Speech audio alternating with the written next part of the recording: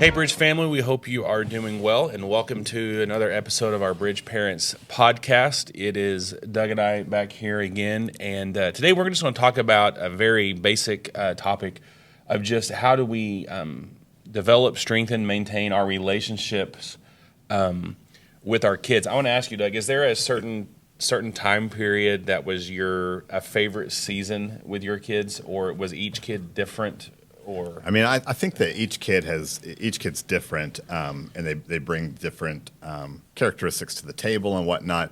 I always say I felt like probably when they're elementary age, I feel like that's kind of I don't want to oversimplify it, but I always felt like that was easy. Yes, you maybe as a parent you were tired, you're running around, you're taking care of things, but the children at that age they typically are full of life, they're full of joy. They're not dealing with the weight of the world. They don't have a phone yet. You know, there's all of these things that they think you're amazing. Yeah, they think you're their hero because you can make dinner. You know, Exactly. And so they get really excited about that stuff. Yeah. I do feel like I've always said this. I think that when while you might be physically exhausted with little or smaller children, when they start getting older, teenage years and even into adulthood, I think the emotional wear and tear is so much harder, and so which is probably good because as a 45-year-old now, I probably don't have the ability to keep up with little kids anymore. But at the same time, I'm not sure that I have the ability to keep up with the emotional wear and tear that my big kids bring to me. It's the same way. It's like you think kids are, you're like, okay, we're out of the formula stage. We're not going to spend money on formula. And then it's like, oh, wait, now we're in the babysitting stage. And so we're not going to have to pay for the babysitter or daycare. And then they get into, and then they're driving, you need insurance. And then, we all have to buy eggs. And braces. Eggs. Braces. Then you get to that. It's literally like every time you think you're about to get out of a Which, stage. by the way, I hear that the dentist will swap eggs for braces services. So if you'll do that. That is so you got chickens in good shape. I think for me, right now is probably my favorite stage that Ramsey, she's 9, that she's in. She loves like murder mysteries type stuff. So she's all into like the JFK assassination, and we've been watching like O.J. That's Simpson. speaking your language. Yo, I love it because Sarah, she's like, I could care less about history, but Ramsey kind of likes that kind of stuff. For Cooper, I loved it when he was like 4 years old. He got really into PBR, professional bull riding, which I have no idea. And we knew all the bulls, and we would go to Tractor Supply and get all the little Schleck animals that are up front and stuff. And I found myself kind of grieving some of those stages. Yeah. Have you ever had a time where you grieve like the old? Yeah, for sure. And I was just going to say, I think that like each of your, I've got, of course, there's 5 kids that I've got, and some of them are in adulthood. But what I always say is that each of them had different characteristics, different likes, different dislikes. Grace, for instance, she would always she wants to talk spiritual Bible things. Well, that's what we do, So like I love those questions, fielding those questions.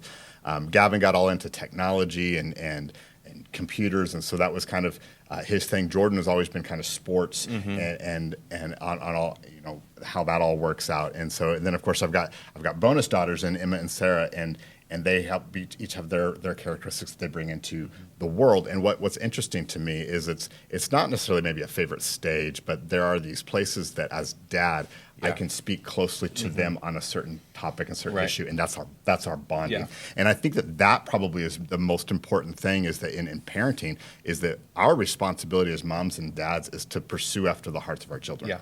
And so what are they about? What are they into? What do they like?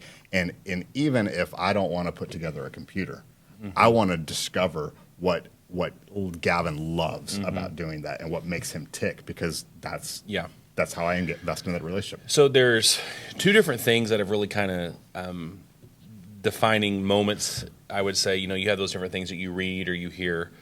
One of those was, I read a book, I've mentioned it several times now. It's just called Parenting by Andy Stanley. Him and his wife wrote it. And in that book, their goal of parenting was to raise kids that wanted to be with them and their siblings, even when they didn't have to be. And at first I was like, that's your goal. But throughout the book, he explained it's very much on raising them to one day leave. One day they're going to be independent, but then also keeping that relationship. Right. And I believe that that's what God does with us. He wants to have that relationship. And so it's not just a rules, I'm your dad, do what I say type of a thing, which there's probably a place for that. But it is heavy on the relationship. And then another time was Scotty Gibbons, who is a very successful pastor. He's the lead pastor at People's Church. He was here one time, and Riley asked him, if you were to go back in youth ministry, What is something that you would do differently? And he made the comment, he said, I wish I would do, or I would go back and do a better job of meeting kids where they're at. Yeah. And that really hit me because I've mentioned this many times, but I think sometimes it's easy for us to discount our kids where they're at and be like, oh, that's not a big deal. It's just a stage. Yeah, but really I think that what we're doing is we're discounting real feelings and where they're at in their life. And Pastor Daryl Wooten was my youth pastor. He used to always say, puppy love is a big deal when you're a puppy. And so I think both of those things really helped me to realize, okay, a relationship is key. Yeah. And I don't want to just come in and just, do what I say because I'm your dad. Well, why are we doing this? Because I said so. Again, there might be a place for that, but what can we do to really establish our relationship with our kids? Yeah, I think the big thing about it is usually that relationship establishment with your child is not happening on your timeline.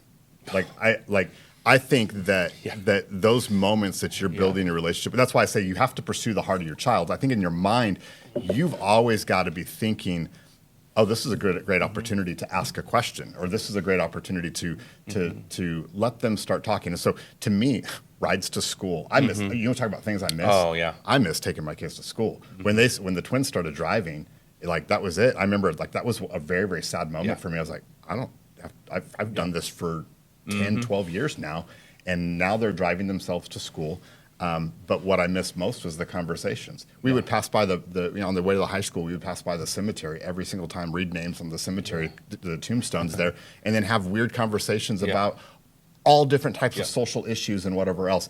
And it was a great opportunity for me just to ask better questions along that time. And so I think just acknowledging that usually the deepest conversations with your kids are not going to be when you are thinking, this is going to be a deep conversation. It just kind of happens. I don't know if there's ever been the best conversations I've had with my kids. I don't know if that's ever been in moments I planned. No. There's times where we're going to have a family devotion or we're going to have a whatever, and you try to make this moment, and I remember one time I was doing a family devotion, brought everybody in together, and before it was over, everybody's crying, literally tears, crying, people are upset, and I was like, gotta give up on you.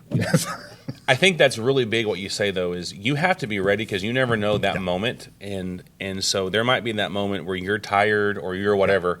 But man, this is going to be that time that we have that really good conversation. Listen, let's just be honest. So let's say we're driving in the vehicle, the radio might be on, and you're listening to the song, to what's happening on the radio, the sports analyst who's talking about something, OU football or whatever else.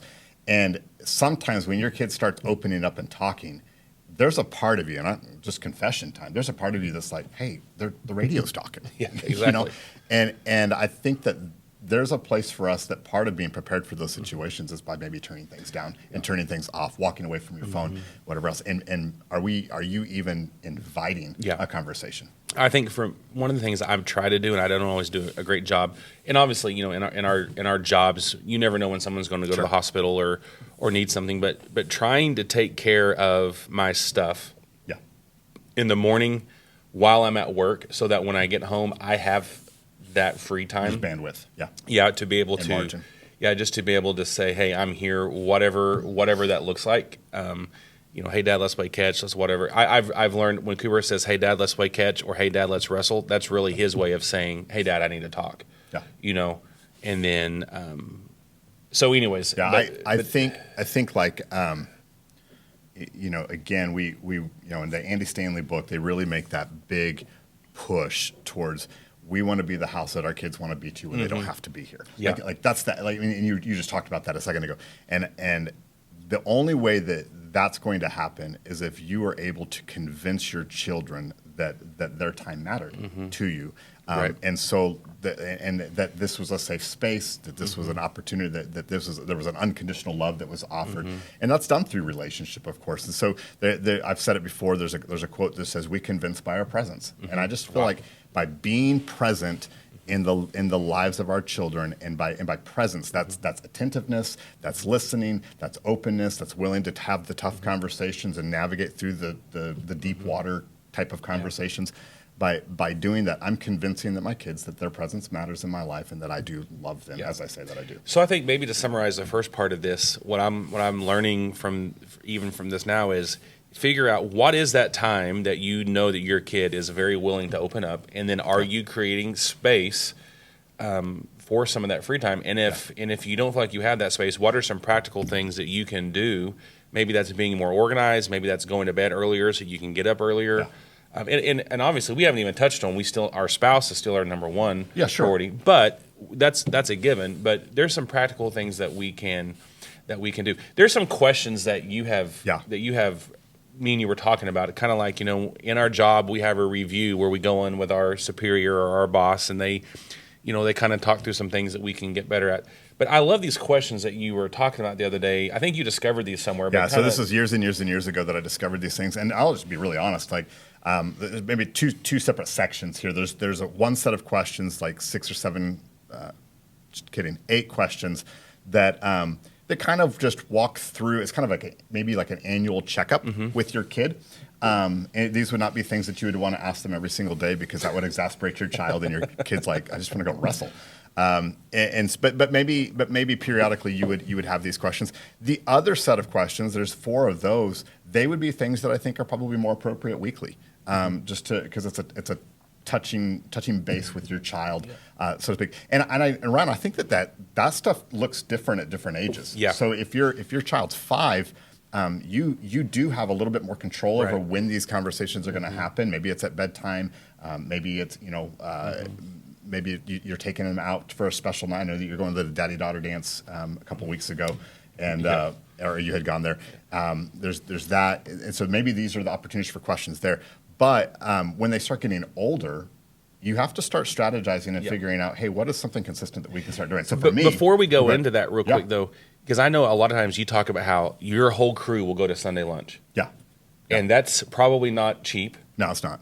No. In fact, I might be able to sneak in there and eat. He would not even. Probably could, because we have a large crew. There's too many of us. But I'm assuming now that your kids are older, we're talking about knowing your kids, so it might be on the way to school. You don't have that on the way to school time, but you have found this time. Maybe it's lunch on Sunday after church. But I would just say this. What I do love about it is I feel like they want to be there. Yeah. And that's a win to me. So is that an investment that I'm prepared to make? Absolutely. Yeah. And so if they want to bring their boyfriend, their girlfriend, their wife, whatever, yes, come on. Yeah. Let's do that, because that's a relationship. So can we let's start off. What if we start off here with the weekly or daily or every few days, those questions that are kind of so these would be just simple questions to give you a little insight on your kid's heart, because again, we're talking about pursuing your kid's heart.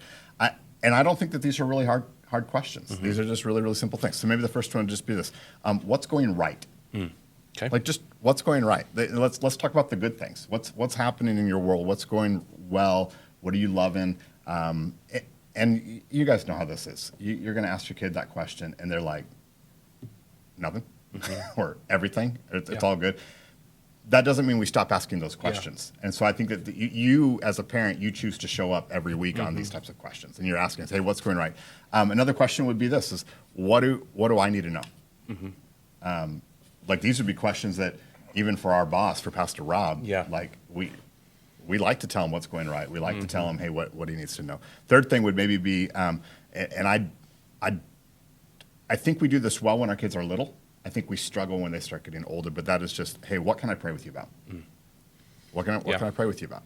And then the fourth thing is hey, what are you discovering about God? And if we're faith-believing people, I don't know that we always trust that our kids are hearing from God, but I bet they are. Yeah. And that's a place as parents where we get to help shape and guide them into that. And, as your kids start getting older, the way that they express themselves, they start expressing politics a little differently, social situations a little bit differently, religion, questions about religions. I've got so many questions for my kids about different religions. I didn't know the answer all the time. And so when you don't know the answer, I think a great thing to do is maybe say, hey, let's figure this out together. Yes. So it's not like we have to know everything about everything. A lot of times I would flip the question, well, what do you think? Because that's buying me time to figure out what I think. And I've studied this for years, son. Yeah. What do you think? Right. You don't know that? What do you think? Let's figure this out. But I do feel like that was an important place. Is as the conversation got more complicated, I still wanted to be present. Something that you say a lot. I like that question. What's something that I need to know? You talk a lot about how just things grow. Nasty things grow in the dark and all that kind of stuff. So on that question, what do I need to know? Man, that's something that I think it would be great to develop a culture where, we tell our kids, if you make a mistake or you do something stupid, if you'll come and tell us about it, it's going to be a lot worse than if I find that on my own. So I think that might be a place to not freak out and to really make that. Yes. So like First John talks all about confession. So it talks about this idea that our walk with Christ, that as we're living in Christ, we're living in the light. Well, darkness doesn't thrive in light, right? So weird things grow in the back of your refrigerator because it's dark, it's damp, and mold starts growing on things. Well, if you expose those things to light, that stuff. How awesome would it be if we're creating a culture with our family where they're willing to kind of say, hey, here's what you need to know.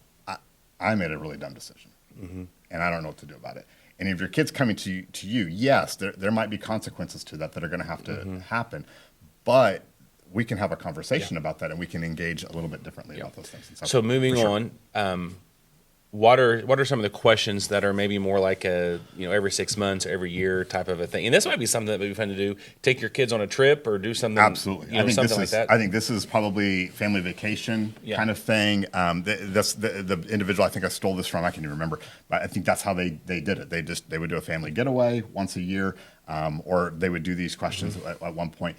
The problem with these questions is that they're really hard. They're tough, and you might not like the answer that you're going to get. And I think again, that's this place as parents where we don't always have to wear our emotions on our sleeves. Sometimes we can just allow people to kind of talk and have a safe place to have these conversations. So these are the 8 questions here. We'll kind of go through them relatively quickly, but it just gives an idea of what's the barometer of our home, what's happening in our family. What do you like? What do you don't like? It's that kind of thing. So the first question would be this. What are the top 3 things your mom and dad are most passionate about? That's scary to ask your kids that. Terrifying. Because what you're hoping is that they say, well, you're most passionate about God, and you're most passionate about mom or dad, and you're most passionate about us. That's what you're hoping. But if they start saying your phone or the Yellowstone or whatever television show that you happen to be watching, the nightly news, politics, whatever, we might have a problem. Work, hello, like these types of things, and that's a scary place to do. But how eye-opening is that? And so again, you're asking these questions, but you're not getting defensive. Like your kids didn't ask for you; you're asking them. So don't be like. And they're probably and this would probably require no response from you. You're probably just listening. Right. I think you're just listening. And said, oh, that's okay. Interesting. That's interesting. And if they say something besides God or your spouse, you know where you and your spouse probably need to be picking up the pace a little bit, and in order to set a better tone in your home. What's something? The second one would be, what's something that we do as a family that you definitely want to do with yours? That's a good question. Because I think that you're discovering the wins. What's speaking to the kid's heart? Again, this is all about chasing your kid's heart. This is going to speak to that. Third thing would maybe be this: is what is one thing that we do that you're sure you're not going to do with your kids? Again, I think it kind of, how awesome would that be to be like, hey, this is something that we're not going to do anymore. Stop doing that. They hate this. Okay. And then the fourth question would be, what's your favorite part about being a Wyatt, or what's your favorite part about being a Summers? What's your favorite part of that? And it gives them a chance to go. Probably that Sunday afternoon lunch that we were talking about. Probably, maybe. The fifth thing, what's your least favorite part about being a Wyatt?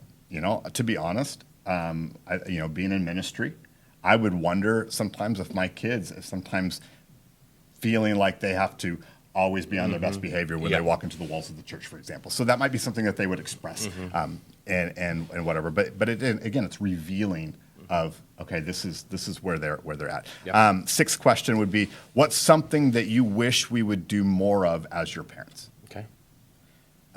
Something that you wish that you would do more of as your parents. Seventh question, what's something that you wish we did less of as your parents?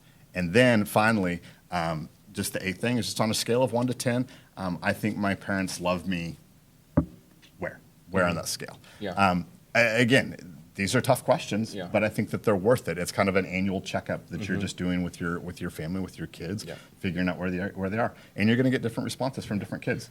And when they give you a response, this doesn't mean that like you don't. Again, we talk about pendulums all Yeah. the time. It doesn't mean that the pendulum swings way over here, and then you're having to, fix things.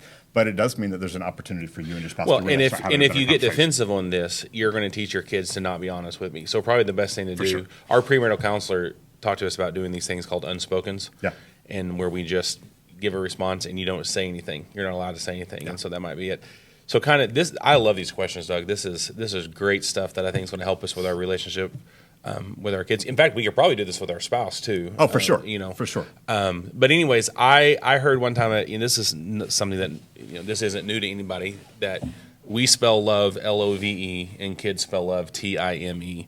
And so I think all of these things are just, spending time with our kids, being able to do that because we know we have all the responsibilities, we have all the things that are coming at us. But I hope, and my prayer would be that this will help people just navigate that relationship with their kids and to keep those things going. So obviously, guys, as we close out here today, if there's any way that we can help you, if you have any questions, you can put those in the comments below and we'll respond to that. And then I'm sure Pastor Doug will be able to write these questions down in the bottom. But if there's any way that we can help you guys as parents, you can let us know. Doug and I have probably made every mistake that for sure. that Maybe there is. Twice. Yeah, and then if we don't know, we'll be able to point you to somebody.